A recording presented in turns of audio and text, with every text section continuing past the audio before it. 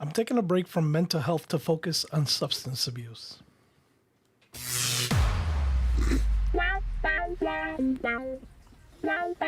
Welcome to Gay Talk 2.0, the ultimate podcast for your dose of dish.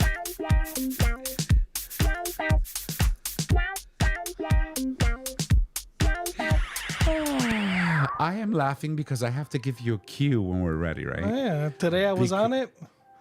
Oh, Oh my God. Oh, somebody left boy. the refrigerator open. oh. So anyway, ladies and gents, welcome back to another episode of Gay Talk 2.0, an Whiskey's LGBT cheaper than podcast. We're streaming live on our YouTube channel for all of our Patreon supporters on the day of recording, while everyone else gets to see that video live and in color the week after.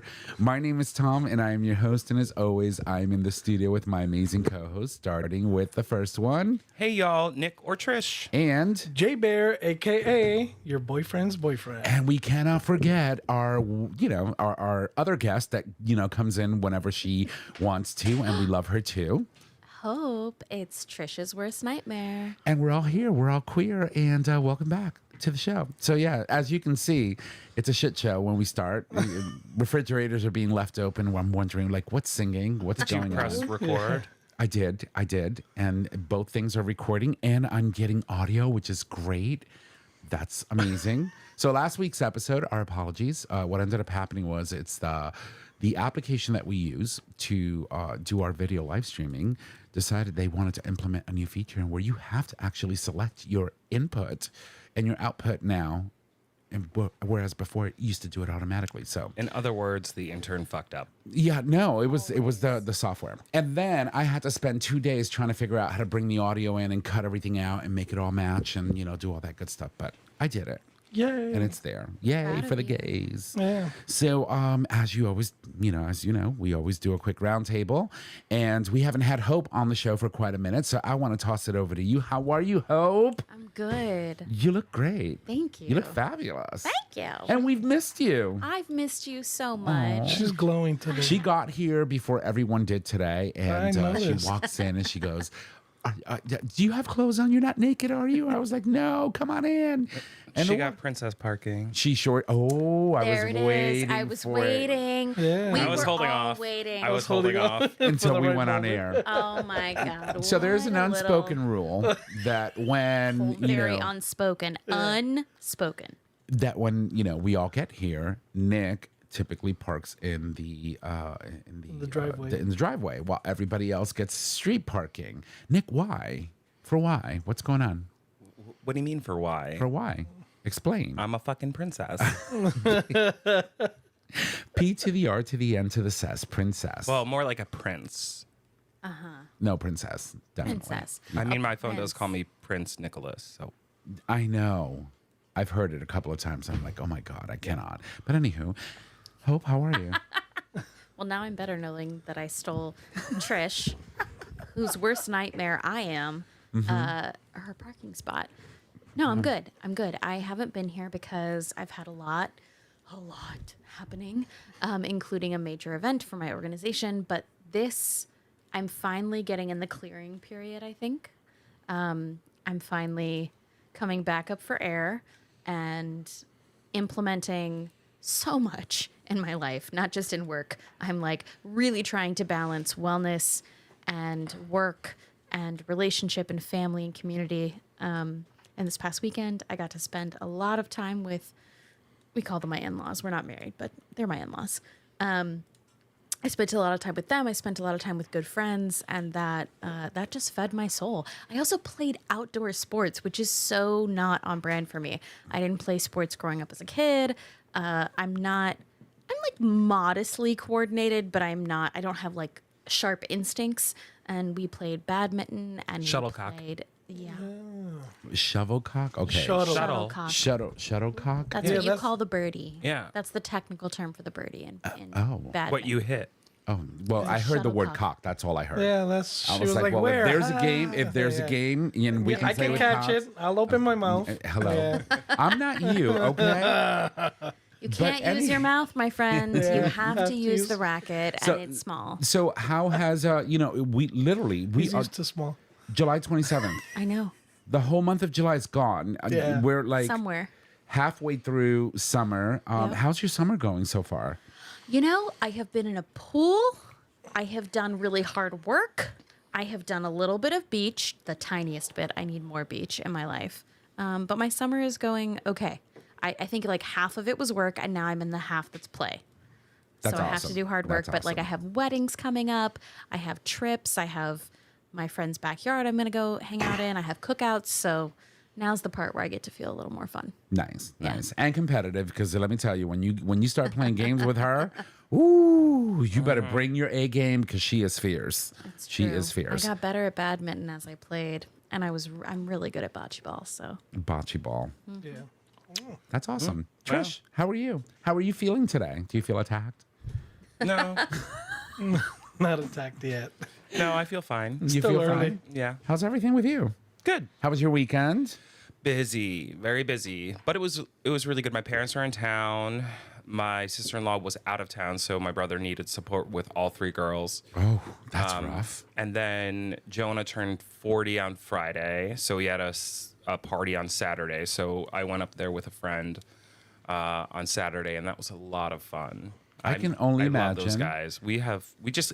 Colin and Jonah and me, we have this thing where it's like, I don't have to say anything, or they don't have to say anything, but we're thinking the same thing, and we Right. just start laughing. And laughing is such a healing thing. So every time I leave there, I just feel lighter, sometimes a little hungover or tired, but just like it. Well, I mean, that comes with the territory. Yeah, but I don't know. It was just really good. And like, Colin, he's like a Susie homemaker, like to an extreme. So I woke up at around 10 because we stayed up pretty late and we were talking and laughing and hanging out. And I come downstairs. He's at the stove and he's cooking potatoes out of his garden, making a quiche in the oven. And I was like, is there a quiche in the oven? He's like, obviously. And they have 6 chickens. Had coffee ready for me. They have whole six chickens. chickens. And so had put together a whole thing of like eggs for me to take home, went out into his garden, made a bouquet for me to take to my sister-in-law. I'm like, girl, you were like the gayest perfection. Like that's like your life goals, right? Yeah. No, that's not. Mine is the life bouquets goals. and the It's chickens. not him at all. No. No, I mean like if I married somebody like that, but no, it's always a really good time. And then I went home and had dinner with my parents and came home. Nice. And we reset the clock on 84 years, right? Oh, Because, you know, That we did. we're very honest here on the show. I came downstairs. I poured myself a cup of coffee, and Colin was just like looking at me like, and I was like, "Yes, Colin. Yes, it happened." Okay, and that's all we need to know. Yeah, We don't need to know who. We don't need to know the details. it was good. It's a reset, and it's a good reset. You feel good. Yeah, You're glowing today, actually. that's the tinted moisturizer. I hate it. Jaybird, how are you, darling? tired. Tired. Jaybird is he's going through it. He's I'm old. going through it. Yeah, you know? I pulled the back muscles Yeah. somehow We Oh, all know I know how. exactly how. over the weekend or sometime during the week.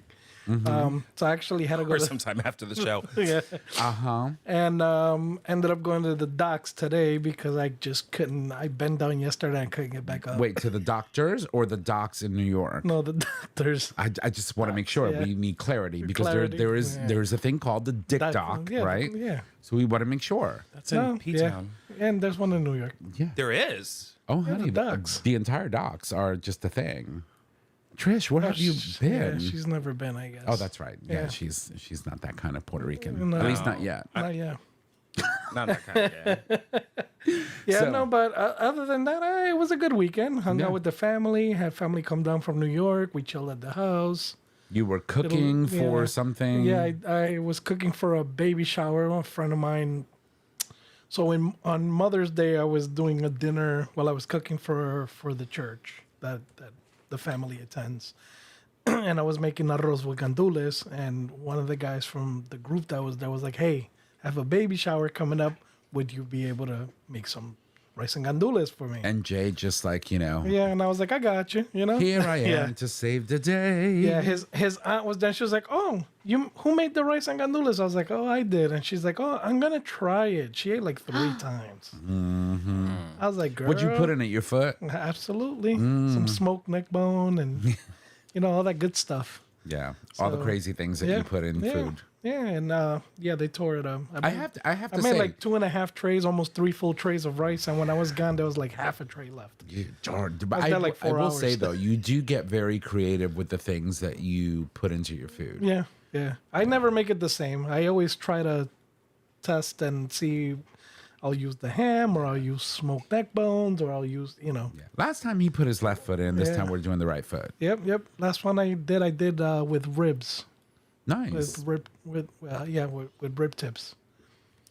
I like mixing it up. So we're gonna have some next Monday. Yeah, how do I get a DoorDash of that? Like seriously.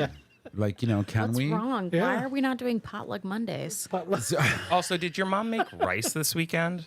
She did not. She did not. So I would have told you to come. So here's what I did the what you weekend. did. So my mother, my nieces and nephews are in from Ohio. With my brother's ex-wife, and so they all decided they wanted to go to Lake Compounds, and they invited Mom. And Mom really, she really would love to obviously share with her, grandchildren, etc. But given the fact that she's still actively in chemotherapy, it's very exhausting. And so being out in the sun, being out in a park, not being able to like find a space where you can just, Chill. Yeah. chill out, relax, take a nap if you wanted to, it's kind of hard. And so, she, for that reason, she didn't want to go. So I said, Mom, I'm not doing anything Saturday. Why don't you just come over around 12 and we'll just hang out all day? And we went to the store. I got her little scratch off tickets. We picked up some like meat, and she wanted baked potatoes. So we picked up all the things, like the bacon and the sour cream and the cheese. And so I ended up baking a whole bunch of potatoes on the grill, and we made chicken yum. and we did sausage, and we just literally just gorged all afternoon Saturday. It was a beautiful day. It was. Mother Nature, thank you. I could hope. 10 stars. 10 stars this weekend. Yeah, it was Absolutely. beautiful. It was weekend. amazing. It was Yeah. one of the best weekends that I have in recent memory, Yeah. weather-wise. It was beautiful. It really was. Beautiful. And so, Mom came over and we hung out, just her and I. And then, like around 5 or 6 o'clock, she was like, "All right, I'm gonna home. I'm just gonna go and take a shower and just get myself into bed and just relax and watch her soaps." And it was such an amazing, beautiful. Just get together with just her and I. And I had texted you out. You told me that obviously Yeah. you were doing something. And, she's got her last treatment this Wednesday for this Yay. round. And then obviously they'll keep monitoring to see where she is. So she's excited about that. And that's what I pretty much did all weekend. And then I worked at the bar on Sunday night, and here we are today. It's still part of my weekend because I'm off on Mondays in the summer. And now we're recording a show. So Awesome. it is. No, she was happy. She was happy. good. I was happy. I like when she comes in. She just gets a little neurotic. It's like, yeah, do you need me to help you something? Can I do your laundry? Can I do that? I was like, you don't need to do anything.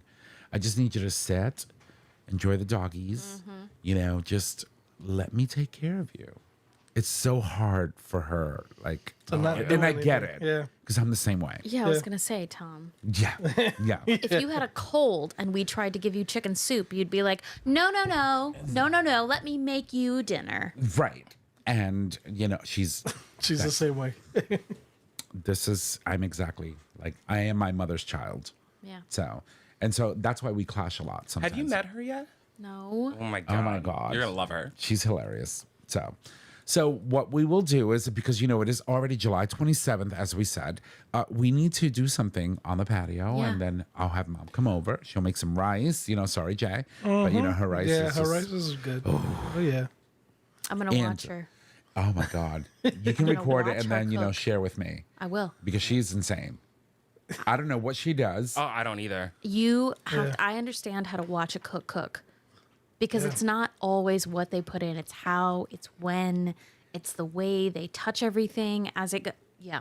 She does. She's is- It's by feel. You cook by feel. Yeah. Nick is obsessed with my Yeah. mother's cooking. I know. It's so good. Yeah, that's I don't follow a specific recipe. I got the gist. I have I got the idea of what needs to go into it, and you just kind of play with it and try different things. One thing mom will always do though, she you know how cooks are very particular about kitchens. She likes to cook in her kitchen. Yeah. She'll make the rice at home and bring it with her. So you might not get the opportunity to watch her do it, but I'm gonna try to convince her to come here and cook it here. Why not? Because she's like that, you know. Get it? No, I get it. Like, imagine you going, because I know how particular you are, going to Yeah. someone else's kitchen to cook your stuff. The only reason I care is because I'm like, are your knives sharp enough? Right. Do you have the right dishes? Do you have the seasonings the way I would do it? Because some of them I want fresh and some of them I want dry. Okay. And so there's things like that. But I bet if we ask her what she needs, we can give it to her. Oh, every single bit. Every single bit. Every I'll Yeah. bring my fancy Japanese knives if she needs. Like, All the good stuff. Oh, she's something else. Yeah. She is something else. I've always said she's like Wonder Woman. Sans the mix spin, but she is absolutely Wonder Woman. There is a video out there of me spinning in the I- streets of New York. I have it. Yeah. Yeah, I know. That was when we went to do the booze cruise. Yes. Yeah. Yeah. was So, a good time. incredible. yeah, so that's how that was my weekend in a nutshell. And it was absolutely fabulous. And then, like Sunday night when I get home at 3 a.m, You watch. Game of Thrones. Yeah. House of the Dragon, excuse me, correction. No, but I opened my windows because it was 65 degrees outside. Beautiful out. Yeah. I was like, turned off my air conditioner. All my windows were open. The Yep. dogs were just like loving it. It was great. So Mother Nature, thank you. Amazing. Thank you. Yeah, great weather. Thank you again. Because you love us. We went through a harsh winter. Thank you. Well, Yeah. not So what else is going on? I mean, in the world or with us? With all of us? I mean, we can talk about certain things that are happening. I know that we have something very heavy. that We have to talk- reopened the Pride Center officially today. Okay, so let's talk about that. So today's the first day that it's officially open with limited hours, which is super exciting. We had 3 opportunities today for people to. We had open hours from 1 to 4 or 1 to 3, and then we had a Pride community meeting. And tonight they're going to hold space for what happened in Berlin. But it's nice to officially have the doors open and have the community in. We had decent foot traffic. The only thing that isn't up and run, well, not the only thing, but the main basic needs service that isn't up and running is the food pantry, which will take a little bit more time because there's training and grants and all that stuff that go with it. Right. But yeah, no. And we had a great meeting last week with potential new board members. So it's not just 4 people or 5 people anymore. And we're hoping to vote some more members on this Friday. So yeah, that's pretty cool. That's amazing. And I'm sure it feels amazing. How do you feel? Like, you guys have had a very, very tumultuous last 3 months. For 3 years. 4 years. But it went overdrive in the last For 3 sure. months, right? sure. So how do you feel? I feel incredibly proud. Like when I had a very wise friend who said, stop in the moment, in the immediate days following Project Phoenix and reaching that goal of $500,000. She said, I want you to journal about it, or I want you to do a voice note to yourself, just something. And I have continued to try and tap back into not just that feeling of reaching that particular goal, but when there are moments like this where I see and speak to the dozens and dozens of people who want to be a part of this, I genuinely, I'm just in awe. Like I have felt since I moved to New Haven that it's a very special place, not just the city, but the community of Greater New Haven. That I feel like we're in a very special place where people are willing to make these miraculous things happen. And right now we're in the next moment. And I just am I am so grateful to be able to witness Chris and JHD bring the center into its next chapter. I know how much this board currently and the new board members who will join it will launch all the next phases of what comes. I just see possibility and I just feel proud. I feel grateful. I feel a little exhausted. And I also feel just I feel the possibility in my bones. I know that this will happen and it will happen with great care. And that's understandably so. I mean, because when you think about, a lot of the work that a very small few people, unfortunately, it was mostly the board, right, doing a lot of the initiatives and getting things done. It was mostly 3 people with a 4th, I would say. Right. 3 people. And between the 2 of you and the other 2 individuals that were helping, I believe, Chris, Yep. which, by the way, we need to get Chris to come and talk to us. He needs to get settled. So, I'm sure. He's got a lot of work to do. Yep. But, you guys, like all of you, did such an amazing job. And, here you are, seeing all of your hard work now just sort of kind of, coming to fruition in a sense, right? Yep. Yeah. And how are you feeling about the whole thing? I have mixed feelings. Okay. How I am so? thrilled. I am so happy that we did the thing, and we were very clear about board leadership and the transition from the old guard to the new guard, and bringing in new vision, and looking to do a strategic plan when we had that meeting at the center.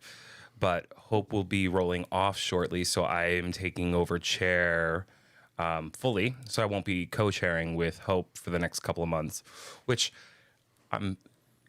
it'll be fine. I think we're in a really good place, but Right. I have a constant flow of phone calls and text messages. I mean, just this last week, I got a call from AP&H, which is AIDS Project New Haven. Yeah. And they were looking for some contact information for some people at the state level because the federal funding has all been cut for preventive AIDS care, which means they're going to have to shut down basically if they can't get into the Connecticut's emergency state fund. Right. And so, just that, it was like, okay, now we've got to get the center. Like, I'm still like representing the center in ways, and Right. it's slowly starting to shift as JHD and Chris become the face of the organization. But for a long time, it was me and Hope. So we're still a little bit too much on the ground, and that's going to probably continue for the next month or so. But I always have a thought partner and everybody around this table in Hope, and I know that it'll be fine. Think about what you just said, though. So, from the little bit that I know from the outside, historically, the New Haven Pride Center and AP&H, or a place to nourish your health, right, haven't been organizations that typically work hand in hand, right? And the fact that they're now reaching out and engaging and saying, "Hey, let's share resources. Let's figure out how, as a community, we come together." Yeah, and that's kind of what I said. We need to figure out a way to partner with them and support them through this process, even if it is just a letter of support. Right. But both Hope and I would say that I think partnerships with organizations like that hadn't been fostered as well as I think they should have, and that was one of the biggest directives I think that we kind of gave to the new leadership. Right. And I think, so here's something that I've always said, and I've been saying this for a decade since we've been on the air, that, our biggest strength is visibility and unity, right? And as long as you're visible and as long as you're united, there's nothing that we cannot accomplish as a community. And what I would love to see is to see organizations like the New Haven Pride Center and AP&H and other agencies throughout the state work together. That's right. That's the collectively. vision. Yeah. We put that forward. That is the vision that JHD and Chris are carrying, is that the Pride Center at its best won't necessarily be the quote unquote provider of everything. Right. Instead, it will be the hub for everything. So we have a huge space. How can we host other folks in the space? We have a huge platform and megaphone right now. So how can we partner with others to say, hey, this is where you go for that thing? Or we co-sign this important initiative or legislation or need in our community. And that's what we've planted the seed for, both on the staffing side and on the board side. And I said this at our recent meeting with potential recruits for the board, that I said the only way you lose the beacon of light that we are is if you stop listening to the community, if you stop being responsive to the Right. community, that at our core is who we're supposed to be. We don't have to have the answers for everything. We don't have to have the solutions for everything. You have to calibrate yourself for the on-ramp financially that is the next phase. But a bunch of people in this community are doing it.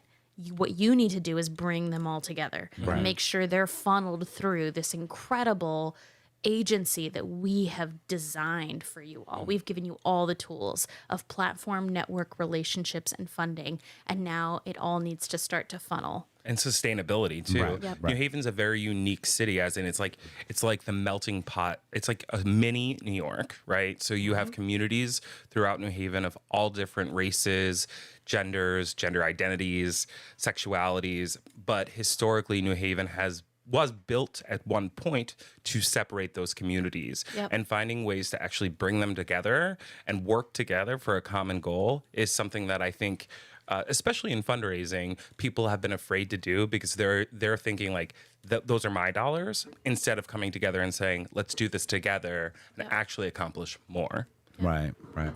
And, you know, I've been thinking a lot, you know, like, obviously I dabble in a lot of different things. And, you know, I've been thinking lately, it's like, you know, I am 47 years old. I'm going into my 50s, you know, I'll be joining Next Jay year. with back pain. You know, I sneeze and oops. Yeah. I bruised a rib sneezing type of situation. But I've been thinking, like, how can I, as an individual, support the different initiatives that exist within my immediate community? And so, you know, once your two EDs get settled, I think, you know, maybe volunteering 3 or 4 hours a week or something, or, you know, utilizing my expertise in a way that could, you know, benefit the center pro bono, you know. Yeah. Things like that, and because I mean, I've always said I think it would be so great if we could offer like a youth class on podcasting I or would something totally like do that. it. Like, how cool would that be? I would totally do it. I still have something here that's been sitting here for quite a while that I plan to donate, which I think the New Haven Pride Center, or anyone in general, when you think about having like a small little podcasting studio, right? And anyone in the community can come and say, I want to start a podcast, right? And they can go there and start a podcast, and it is, you know, relatively inexpensive if you have all the tools, especially if they're donated. And trust me when I tell you, we have plenty. To start something that could be so meaningful to the community and in such a great way for us, you know, for people to get things off their chest. But also not even just that, but staying engaged and connected, because if you can't be there in person, you can connect via audio waves. And it's incredible, right? It's like, I think about, like, for example, Jay, you know, when you think about since the time that you've joined our show, I mean, Jay was on and off. Once in a blue moon, he used to come on and join us, but you've been with us through and through for the past 4+ years now, right? I think. Yeah. And so I ask you, like, what do you think you like most about being able to come on the show and talk about things? Like, what do you get out of it? Well, I think for one thing is you kind of get to express a lot of the stuff that you're kind of feeling that normally you don't discuss on a day-to-day basis. We tend to touch on a lot of topics that are current and ongoing.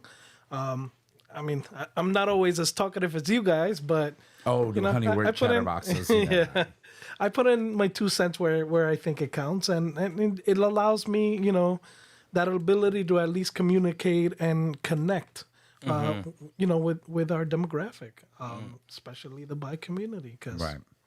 The bee's not silent. the bee's not silent. Right. What about you, Nick? What do you get out of you doing a show like this? It's the one thing for me. Yeah, it's your one thing. Yeah, lighting. It's like, you know, some people knit, I podcast. Yeah, exactly. No, Right. no, but honestly, no. It's I think it's the reaction that we get from our listeners. I think it's the guests that we have, the impact that we have. That we don't always feel it or see it.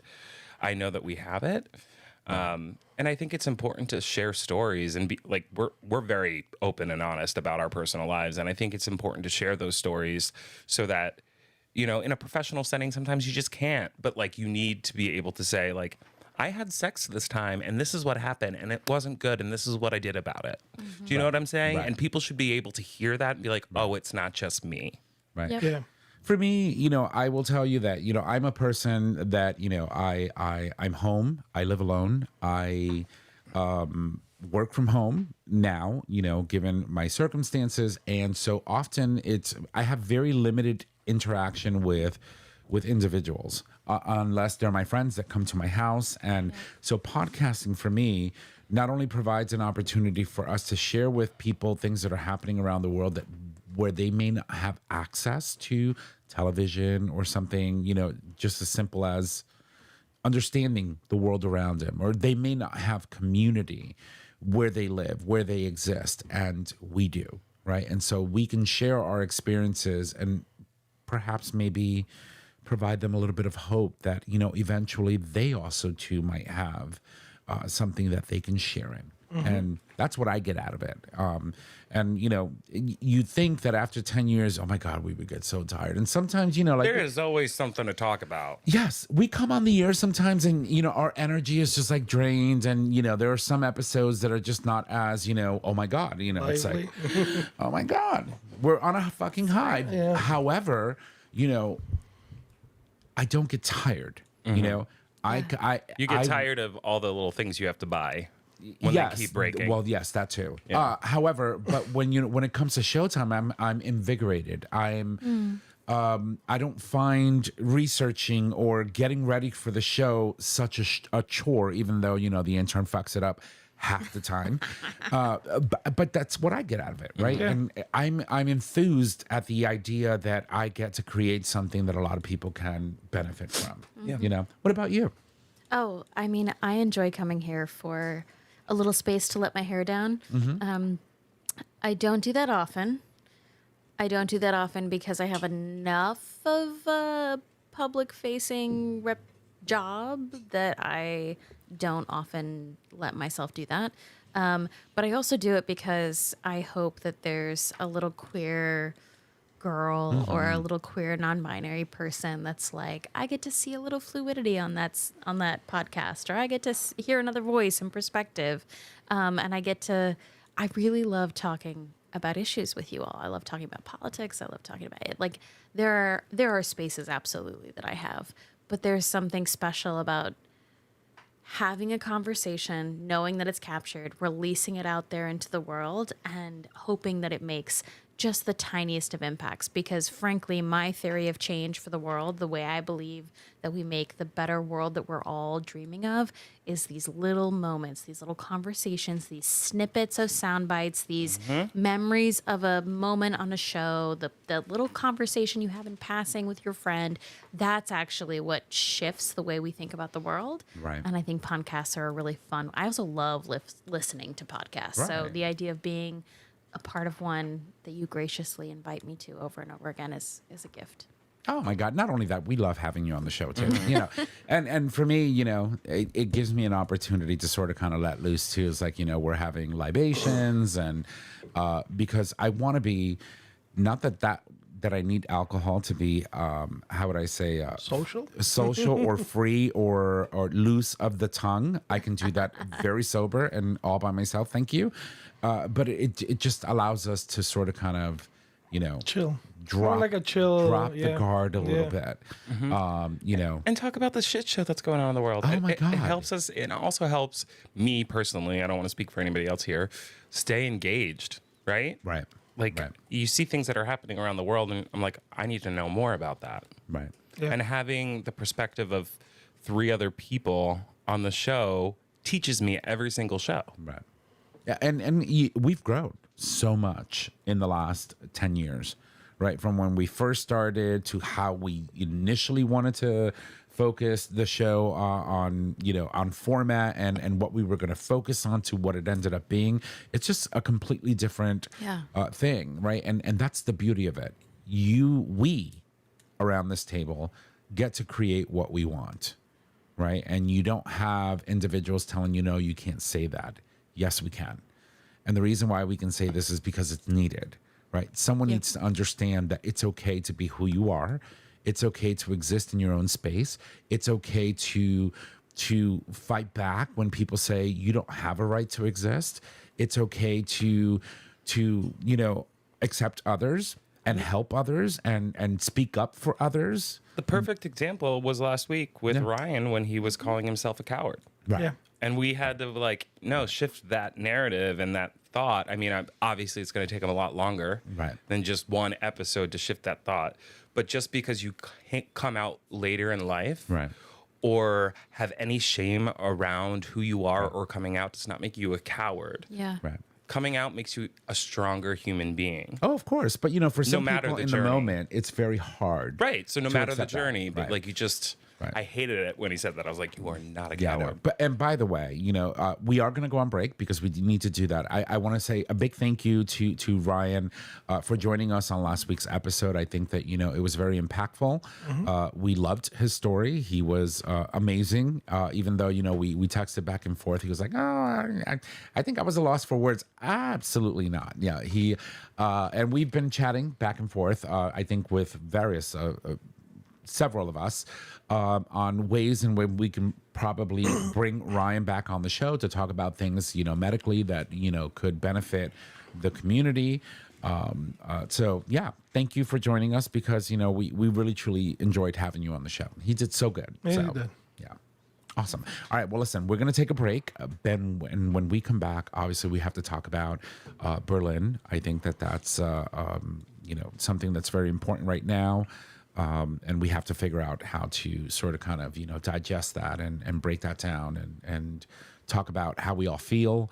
I want to tell you what immediately it brings me back to. But like I said, we're going to take a break. And when we come back, we'll get there. So here we go. We'll be right back. All right, ladies and gents, welcome back from the break. Thank you for allowing us to take that quick break. We needed it. We refreshed and did all the good things that we do during break. And now we're back, and we're going to jump right into stories. Obviously, one of the most recent events, unfortunately, on July 25th, a van that was driven into a crowd of people in Berlin, Germany, while celebrating the Christopher Street Day parade celebration, killing one person, injuring 29 individuals, has caused quite a stir in our community. And, for the last, I would probably say 6 or 7 weeks, or even more than that, we have been talking about, being able to get out there and celebrate the fact that, we're here, we're queer, and we're not going anywhere. And people just need to get used to it. And being able to get out there and celebrate with your friends and loved ones, but, being vigilant. This is why. Specifically why we were talking about things like that. And I wanted to take a moment not only to acknowledge the fact that we've lost a life, someone that, potentially was a member of our community, and seeing 29 other people being injured in the events that occurred on the 25th of July in Germany. And I wanted to obviously open it up to the table and talk about, how that impacts our community, even though, we don't live in Germany. And so maybe I'll start with you, Trish. What are your thoughts on the matter? And, what are you doing to sort of kind of, put yourself in a space that allows you to assimilate what has transpired? Right. And what are your feelings right now? So I've been talking about it a lot, about being safe when you're at Pride events this year. But my main focus was mainly America. Right. Because of the rhetoric that's been being spewed and the allowance that this government has given people to be hateful. I was taken aback. I was surprised about Berlin. And obviously saddened. But the sad thing is I was not surprised. I think that's the scariest thing. Right. And honestly, what we can do right now is hold space for people that need it. That's what the center's doing. And they're doing it tonight, actually. But yeah, I don't, it just seems to keep happening, and people don't want to fucking wake up between shootings and people just being hateful. Like, it just, I don't know what to do anymore about it. Right. And to think about Besides it, having those one-on-one conversations, like Hope was talking about, it's like the real change starts with having those moments, those one-on-one moments, those, educational conversations that plant a seed for growth and change. right. But it's just it's stunning and sad. Yeah, it's been a decade, right, since June 12th, 2016, when the Pulse massacre happened, and we said to ourselves that we are going to do everything that we can in our power to memorialize the people that lost their lives that day, and to make sure that we never forget that was a thing, and that happened, and that affected our community in ways that we are still trying to figure out, right? And when you see headlines like this, and especially in a country like Germany, I mean, when you think about, Germany, you think about the Nuremberg trials and everything that happened there, and the reason why, people hold Germany to a standard when it comes to being that one country that, because they've said it, we're never going to go back. We're never going to do this. And when you think about all the things that happened, the atrocities that were committed as a result of, Hitler and things like that. And then you have something like this happen during Berlin Pride. It's shocking to see that a community, because that's what Germany is, that was so hyper focused on making sure that they never repeat history, experience something like this, right? It's hard. It's hard to assimilate. It's hard to think that, in 2026, we're still seeing these things proliferate throughout, the world. But it's the world that we live in. So I wanted to take a moment to acknowledge the fact that this happened, because I think it's important for us to talk about these things. Well, I think it's also important to think, if you think about, so they're calling this person an Islamic extremist, Right. And being gay in the Islamic community it's not safe. It's not, you can't necessarily, depending on your family or your situation, come out.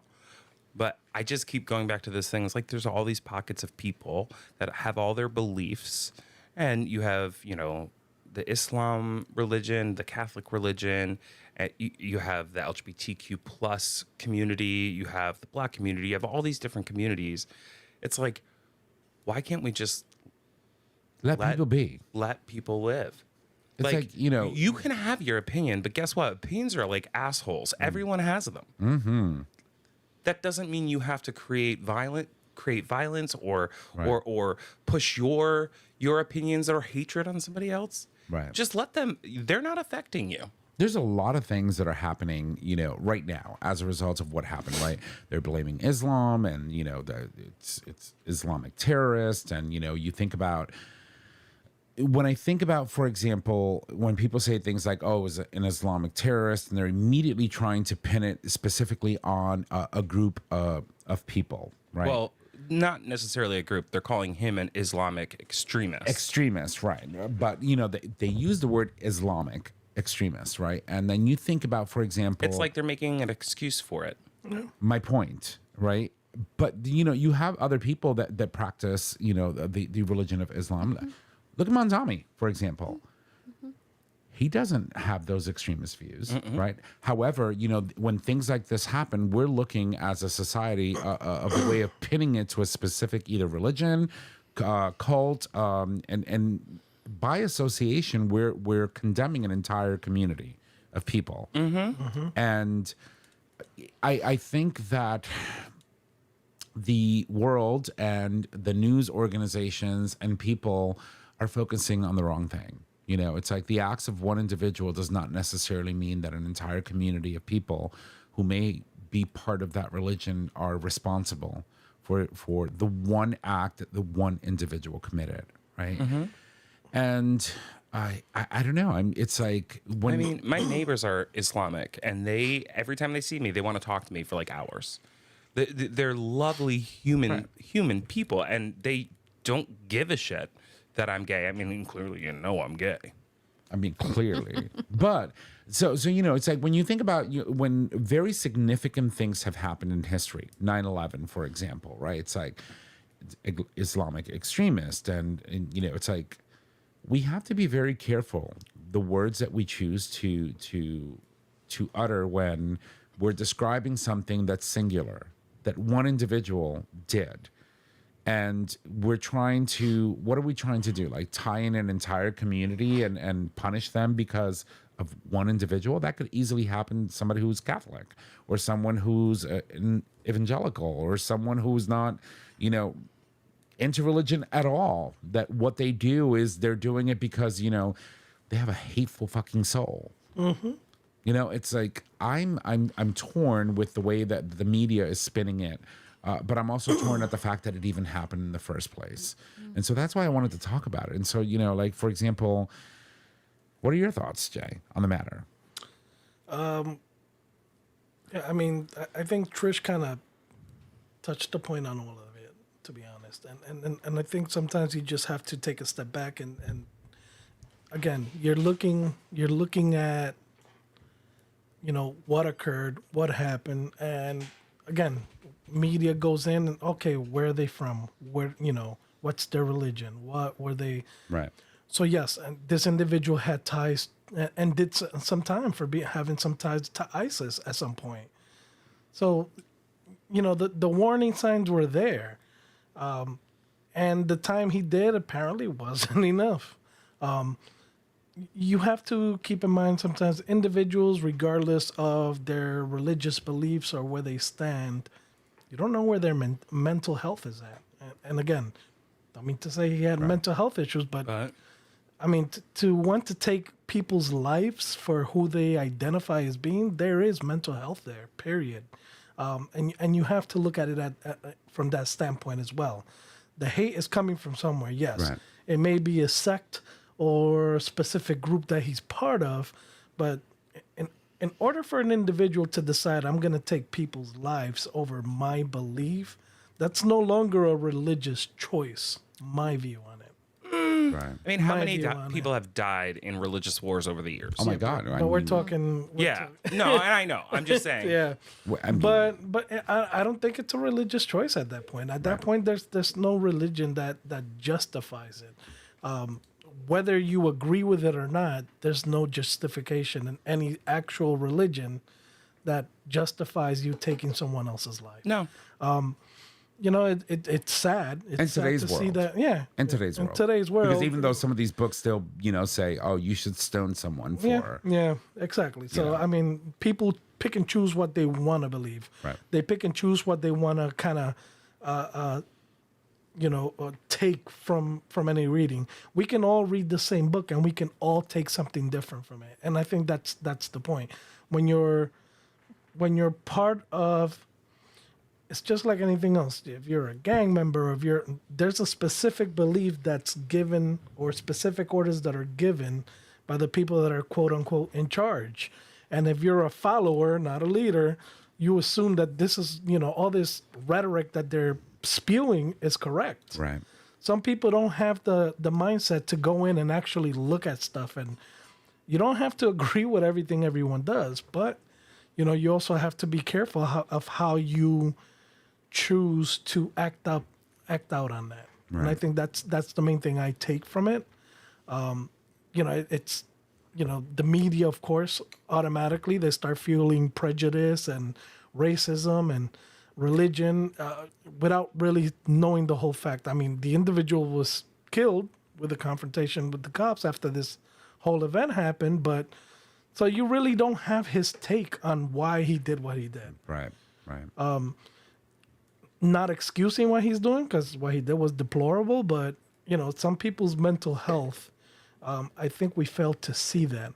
And I've seen that over and over again. A lot of these individuals that commit these atrocities, when you start looking at it, they're not all there. Right. They're not all there. And the signs are all there. Yeah, and the signs are all there. And people kind of, that's just how he is, or that's how they, you know, and I think that's a big part of it. I mean, I also think, I don't know if you guys saw this, and I don't want to get off topic, so we'll but really quick.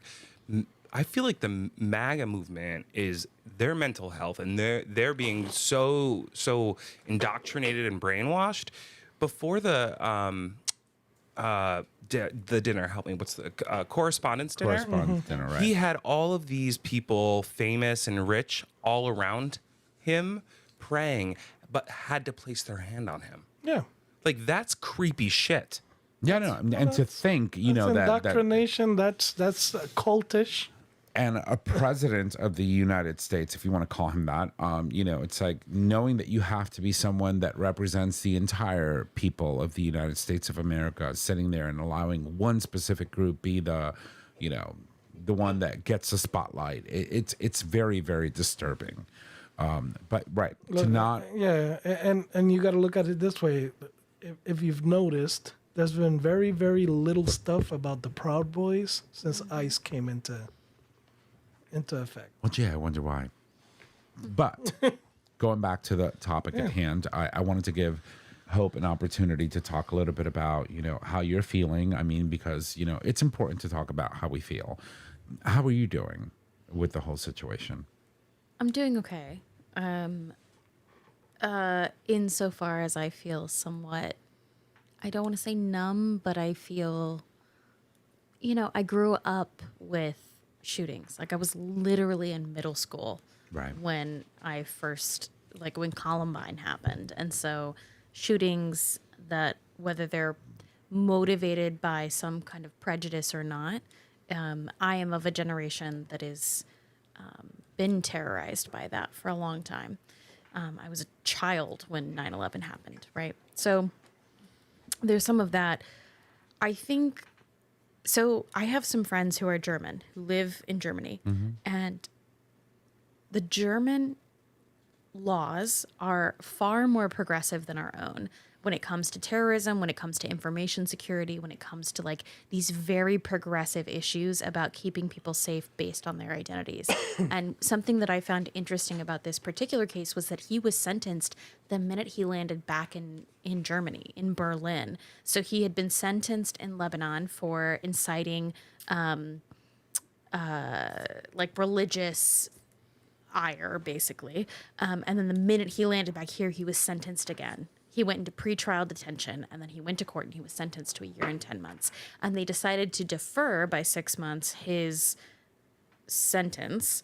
And I don't know. We don't know. We don't have enough information to know what was happening in that 6 months. But this is one of those moments where I wish, to your point, Jay, that there were, and perhaps there was, but we don't know, that there were mental interventions, mental health interventions during that period of time. If you're going to defer someone's sentence, I know he had a parole officer he was supposed to report to, but how do you really think about folks like this as human beings? Like, yes, he had been clearly influenced by the Islamic State, which is a terrorist organization, not a religious organization the way we think of it. And so how could, if you're monitoring him, are you just monitoring him like normal, you know, parole officers are monitoring? Are you going to work? Are you staying home? Whatever the case may be.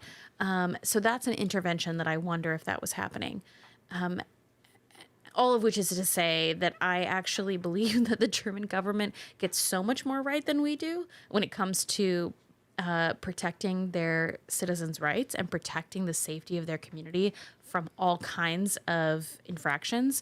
And unfortunately, in this case, this person he never stopped. He had this history of inciting religious-based, ideological, sectarian sort of violence. And unfortunately, he continued to do that.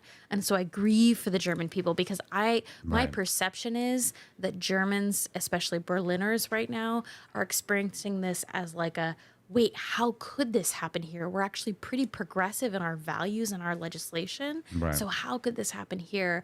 Which I think actually gives us, those of us who consider ourselves liberal or progressive, an opportunity to reflect on, like, even if the laws were exactly how we wanted them, what can we do to create the social infrastructure that keeps us safe, even if the laws are in our favor? So, like, the laws sentenced him. The laws said, hey, bro, we're getting a dude back into this country who has a history of inciting violence and he wants to harm people.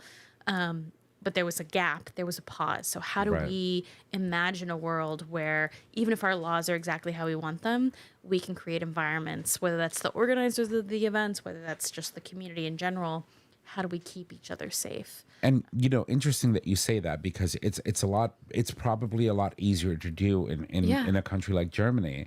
How do we do that here in the US with the Exactly. current environment that we find ourselves in, and where we have the legislative, we have the the presidency, and even the Supreme Court at a point where we are losing rights faster than we've ever gained That's them in our right. history. That's Vote. right.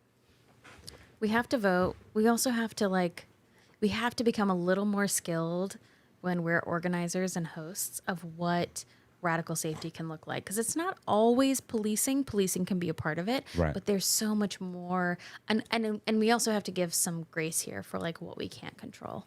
But Agreed. there's a Agreed. lot we can learn together about how, I mean, I know it's a bit cliche to say, but like how we keep each other safe. How do we keep each other safe? And there's so many folks we can learn from. There's so many people who have really practiced this work. Like, what does it look like when you're doing an event for marginalized, hyper visible people to keep each other safe? And I'm not saying they didn't do that. I don't know what the organizers did here, but this is a lesson. This is a moment to reflect and go, okay, when we're thinking about Pride coming up in New Haven, what does safety look like? Right. So And what was it last year? I think we had. Yeah, we 2 had years ago, religious Bob Bomb. individuals walking through and like Well, yelling. we had bomb threats. Yeah, we had bomb threats. We also had individuals that were actively walking in our festival, Yep. literally preaching and saying, you're going to hell and this and that. And like, we made police aware. We did have a very big police presence, but nonetheless, it was still happening. And it was happening because they had a freedom of speech, Yep. and we couldn't bar them from walking through Yep. our group. And it was that was the alarming part for me, right? That this is our event, and I can't stop you from coming into our event and spewing your hate. It was weird. It was very weird because of the way things transpired. But then That's really complicated though, because you don't want to. exclude anyone when you're Well, saying, it's hey, not even excluding anybody, but it's like I would never want to tamper anybody's freedom of speech. right. Right. How- Like if a queer person went to the correspondence dinner and stood up in the middle of a speech and said, Yeah, whatever they exactly. want to say, we want them to be able to do that.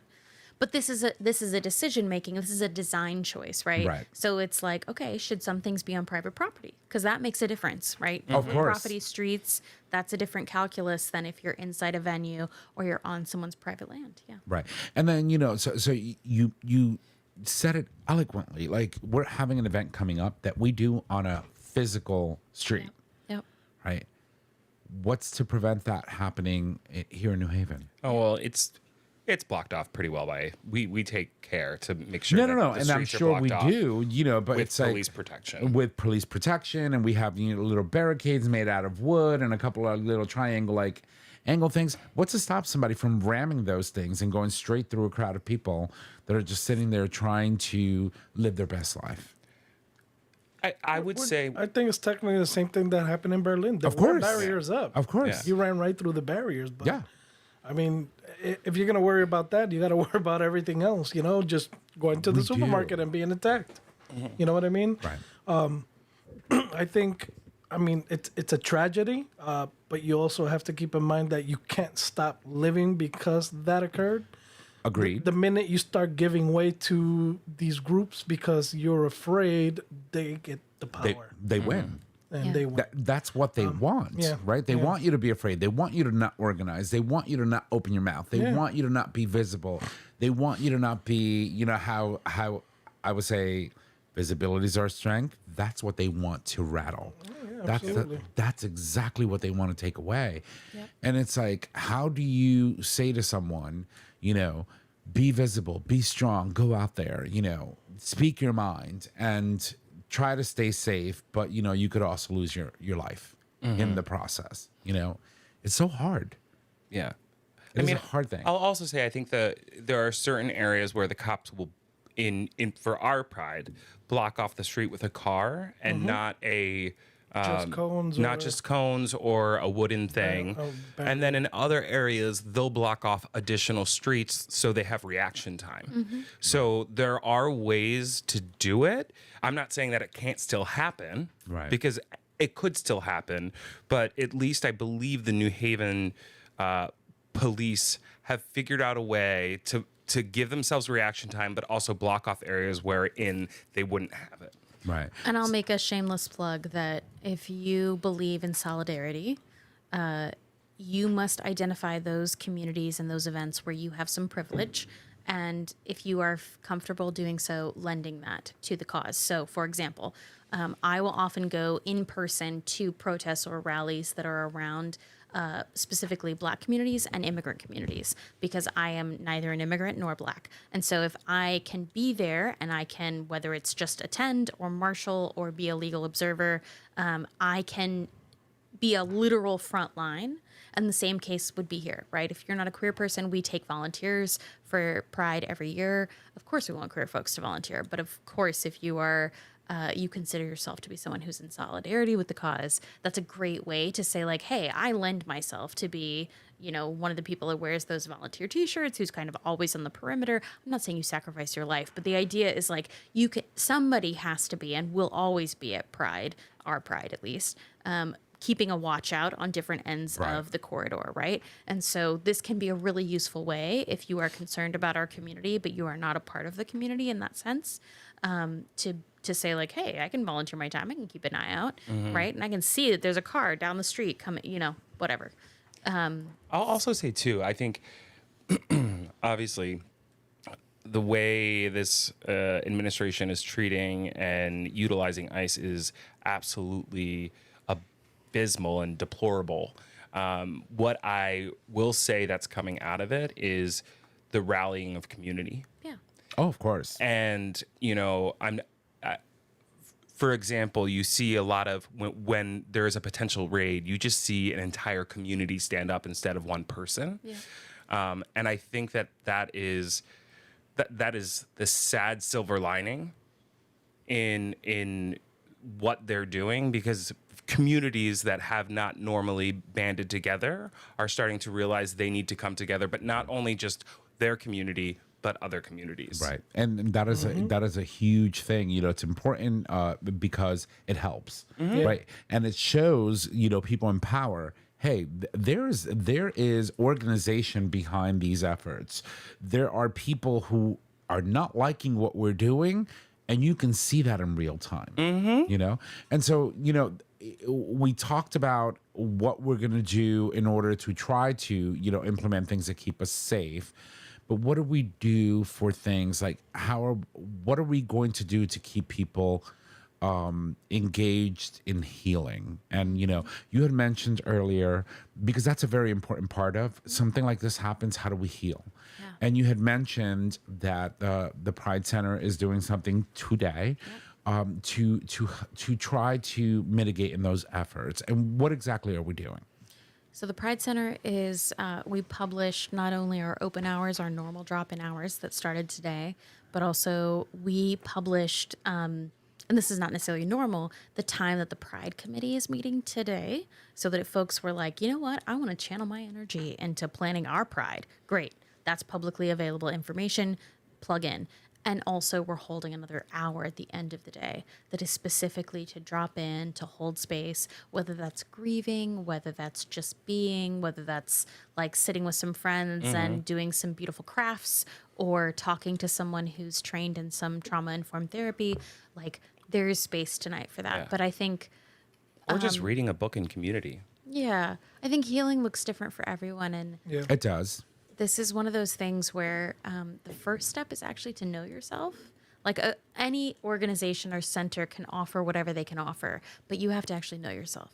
So does healing look like, I actually need some quiet time? I actually need to not be with people in order for me to heal. Or does healing look like, I want to sit with people that I know, or people I don't know that are like me?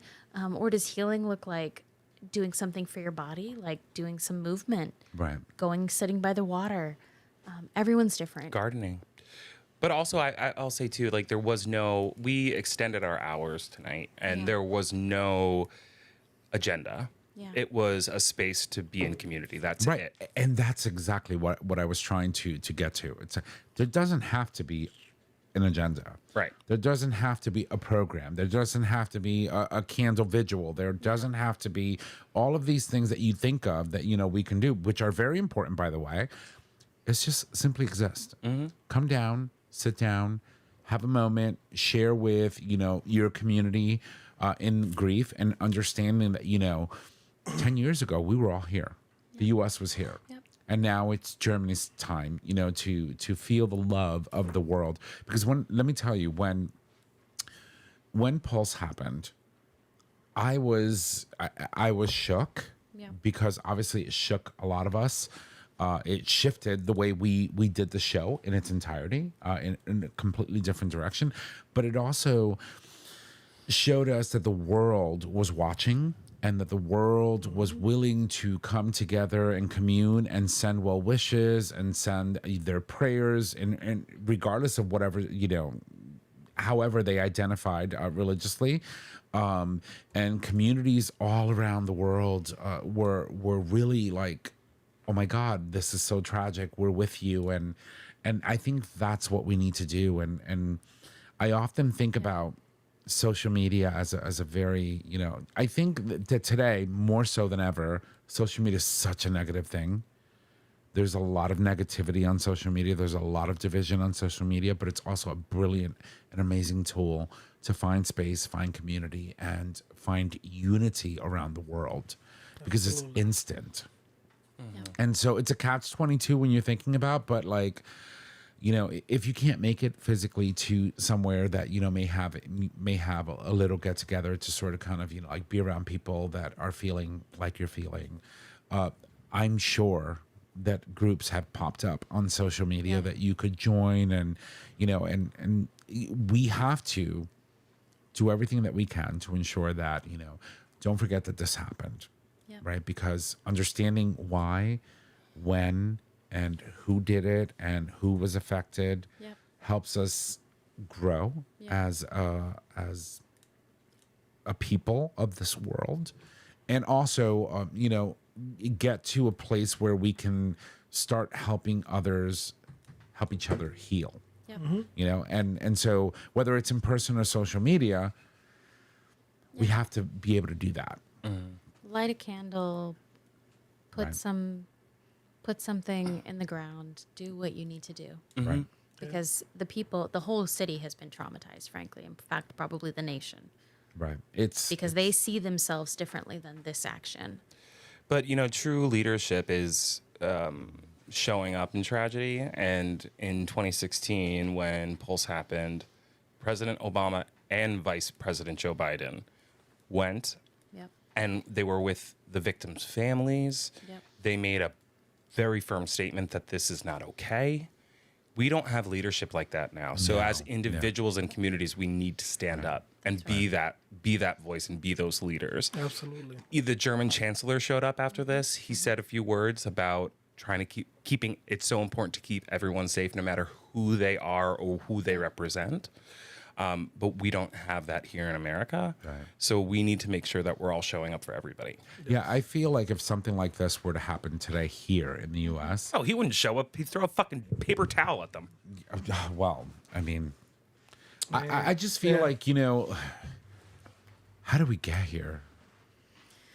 I was at a gathering a couple of weeks ago with a group here in New Haven called United in Solidarity for New Haven, and they hosted a 2-day training specifically aimed at discussing the relationships between the Latina community and the Black community here in New Haven. And there's a classic, frankly, a white supremacist trope of saying that these are communities against one another instead of uniting our histories together and saying, actually, our liberation is tied. Slavery came to Latin America before it came to North America, and here we are. And so we had a really empowering, incredible conversation with so many leaders here in the community saying, like, we are in this together. We're going to build solidarity and bridges together across our communities. We're in this fight together. And one of the elders in the group said, and I don't mean this to say that, like, sacrificing your life is something you should ever feel like you have to do for your cause, but he did say, what are we willing to sacrifice for this work? Right. We do have to be willing to put reputations sometimes at the risk, sometimes relationships.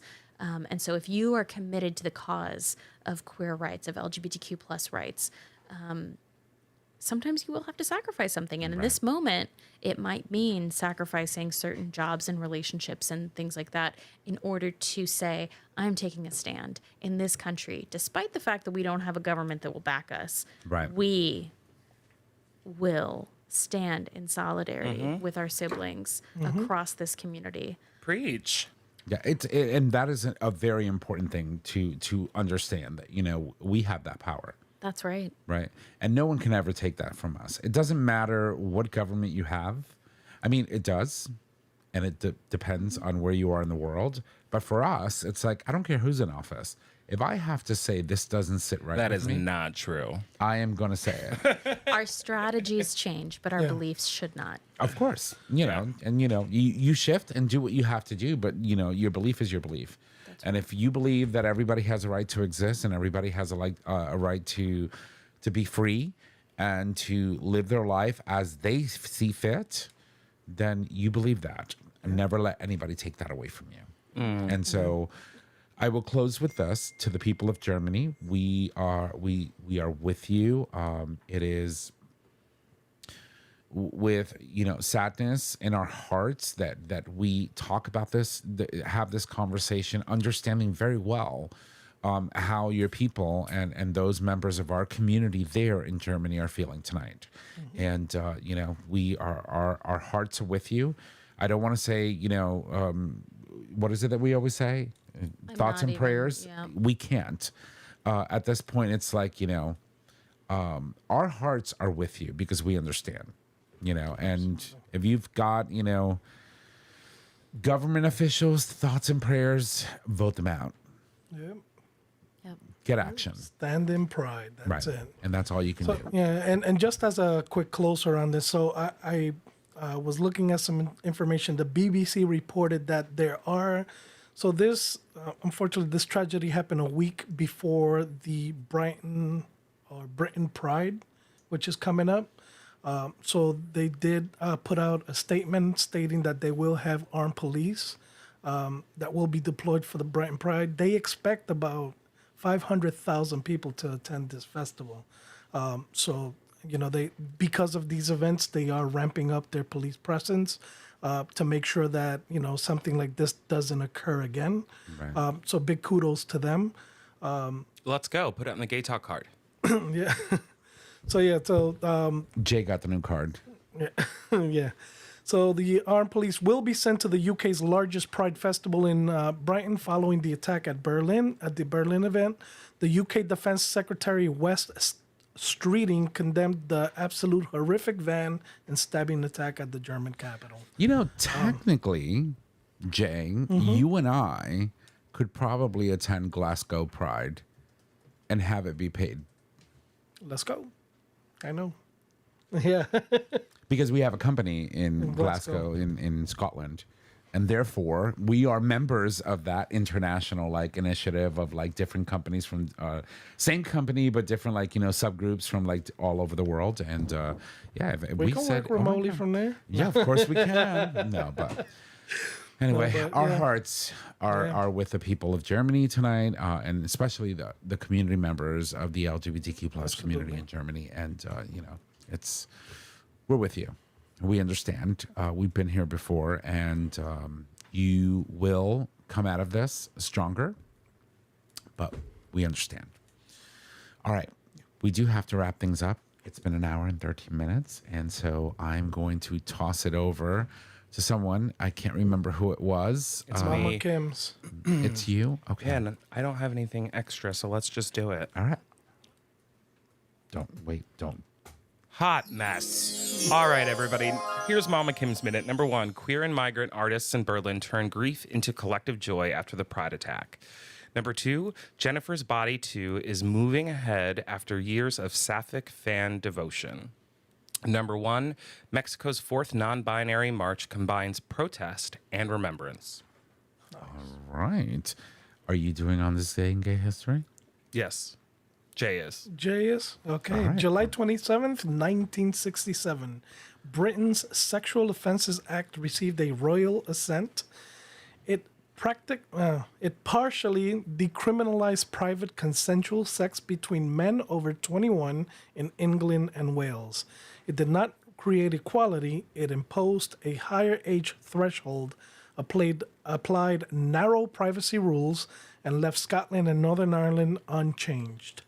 Which is interesting, right? So that happened in 1967. And to think that now Ireland, the Republic of Ireland, became one of the first nations to actually legalize same-sex marriages by a referendum of the people. Yep.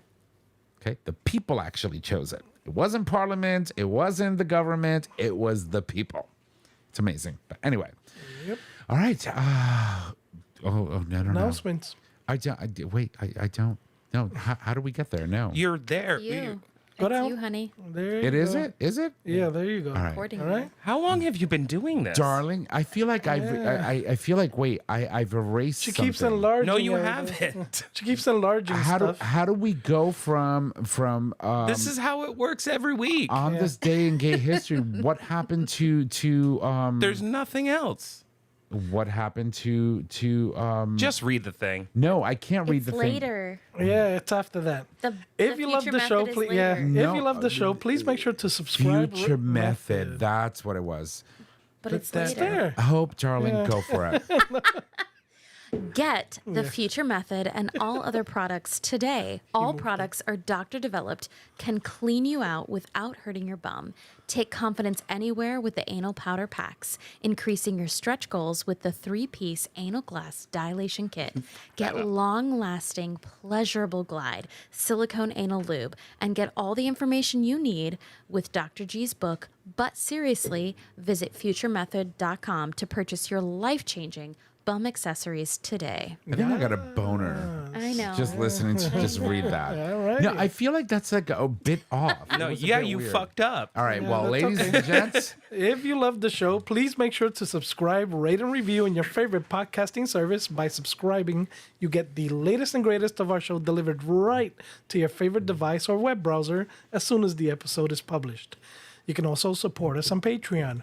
With Patreon, your listeners can help to support the show with a pledged donation. The donations are collected monthly and can be in any denomination of $1 or more.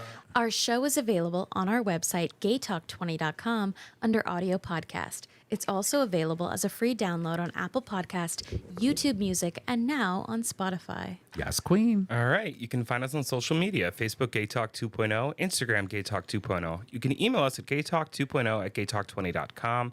Tom, I'm not even going to just do it. Well, ladies and gents, thank you so much for joining us on tonight's episode. If you need to reach out to us, just head on over to our website. Click on the Contact Us tab, which is located at the top of your web browser.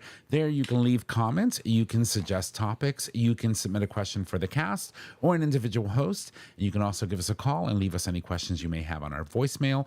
Our phone number is 334-GAY-TALK. And if you need all of those digits, it is 334-429-8255. Don't forget that we do stream live every Monday at 6 p.m. Eastern Standard Time. And you can access that live stream by obviously becoming a Patreon supporter if you want to see it live and in color. Everyone else, that audio version of the show is available for free the night we actually publish the show, which will be tonight. And thank you. Thank you so much for joining us on tonight's episode. That is our show. Ladies and gents, y'all have a good night. Bye.